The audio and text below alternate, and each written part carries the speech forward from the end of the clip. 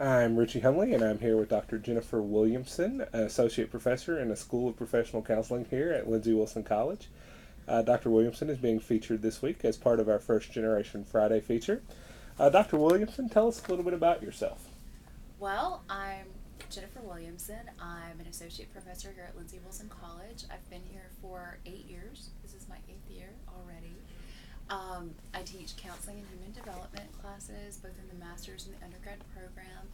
And I'm originally from Texas. I'm very excited about the Baylor Bears football and Lady Bears basketball this year because I'm an alum of Baylor University. And that was what I was getting ready to ask you. Where did you attend college? Oh.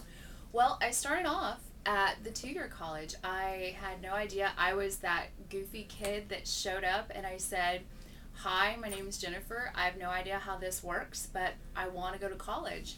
And at that time, there was no internet, there was no phone registration, so they said, "Go stand in that line."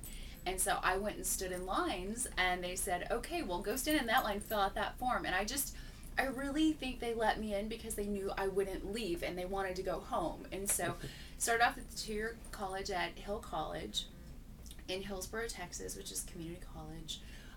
Went on to Tarleton State University where I got my bachelor's, and very same story. And then I transferred to Baylor University and did my master's and my PhD there. Okay. When you were in college, did you participate in any clubs or activities or things like that? You have to understand, I really didn't know the first 8 years I was in college what I was doing.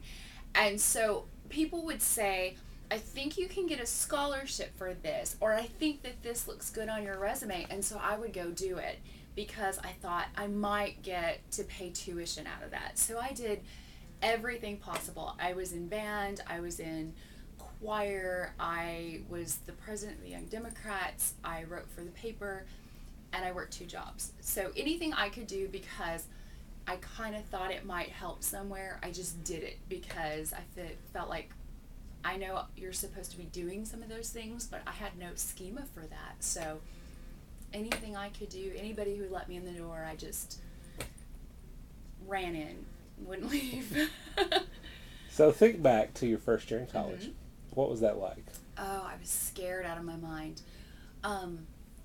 I was going to go off to the 4-year institution until about February of my graduation year, and I was so freaked out by just this idea of having to make all of these decisions that I decided that I would go to community college for 2 years. And so I just happened to work for a man who was on the board of trustees, and he said, "Really want you to consider going locally. It's a good school. You're going to get a lot of attention, and there are some things I think would be helpful to you." And so he really helped me, just those very brief, informal conversations. And so I went, and it was amazing. And I think the fact that I was involved in the music program was really good because I am gregarious, but I'm an introvert. And so starting off for college, knowing where I fit was really going to be problematic for me. So the fact that I was in clubs and organizations was life-saving because I automatically knew 50 people because I played music with them every day. And so when I had problems, I could say, "Hey, how do you do this or that or the other?"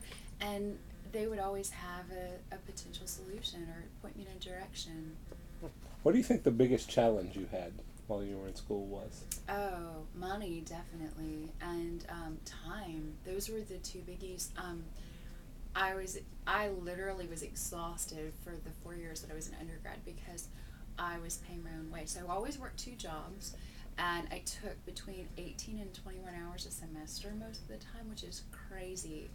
And so being able to balance those things, and then this crazy man that I ended up marrying, same husband, only had one husband, but he asked me out on finals weekend, the weekend before finals, and I almost said no because I had to study. And I went, but a lot of times when we would be dating, I would be just kind of, if I would get still, I'd be like falling asleep because I was just exhausted. So time and money, definitely the two big problems.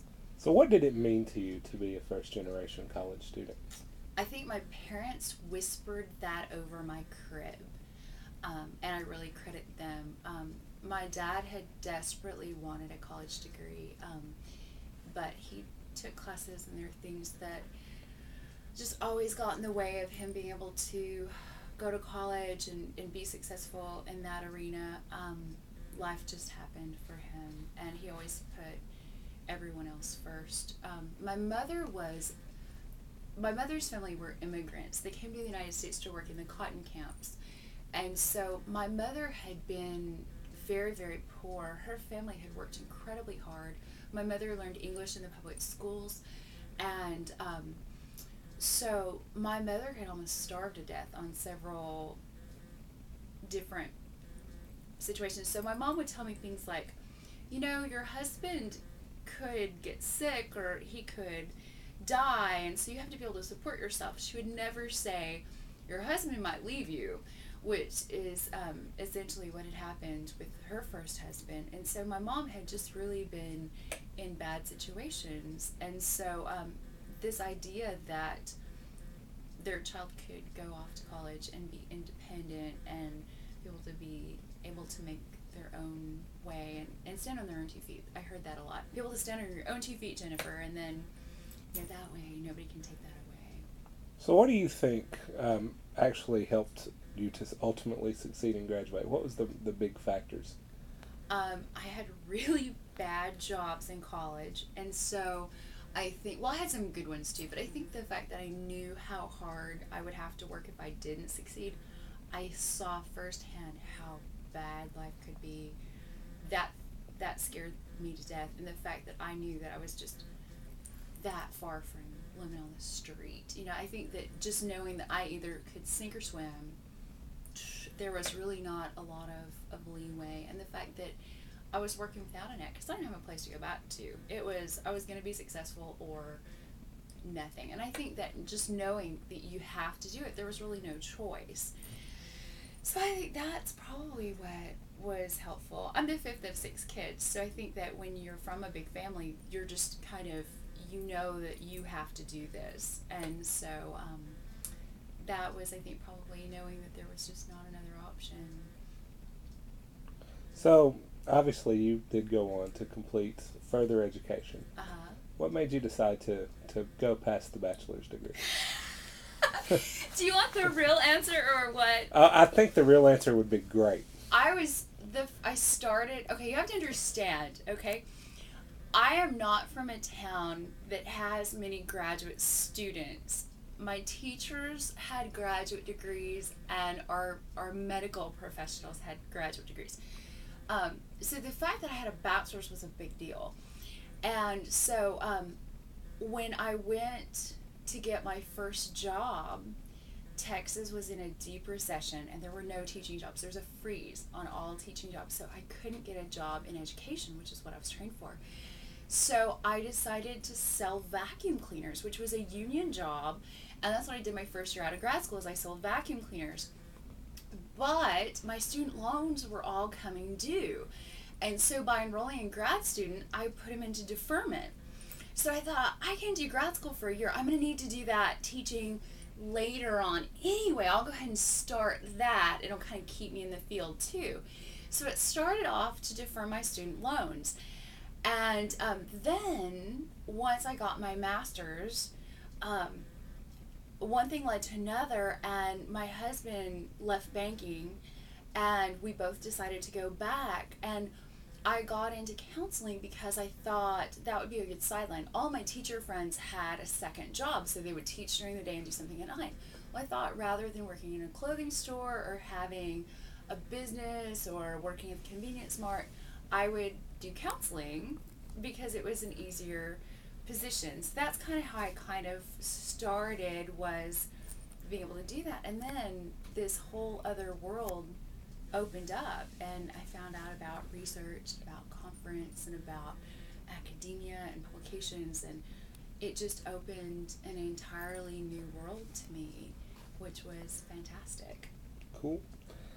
So, did either of the campuses that you went to have a program similar to an Upward Bound program or a student support services program or anything like that? Yes. Several of the campuses had Upward Bound, and I actually applied for an Upward Bound position at one point in time. I couldn't break my contract at the time, that's why I didn't take it. But I've always thought that Upward Bound was an awesome program, and I've seen it do a lot of really amazing things. So, our very last question today is my Okay. favorite to ask. If you could only offer our students or for other first generation students Uh, one piece of advice, what would that be? don't screw up this opportunity. I think that, I've been in so many different jobs in so many different areas, and I think that I didn't realize at 18 what a gift this was. And I think that through education, you can change your destiny, you can change your stars. And I think that this is a gift. And the more I've traveled all over the world, I see people who desperately want to be able to do that. And because of whatever political or economic issues, they aren't able to do that. And so seize this opportunity and don't let anyone take it away from you. Dr. Williamson, thank you for your time and join us every Friday for First Generation Friday. Thank you, Richie.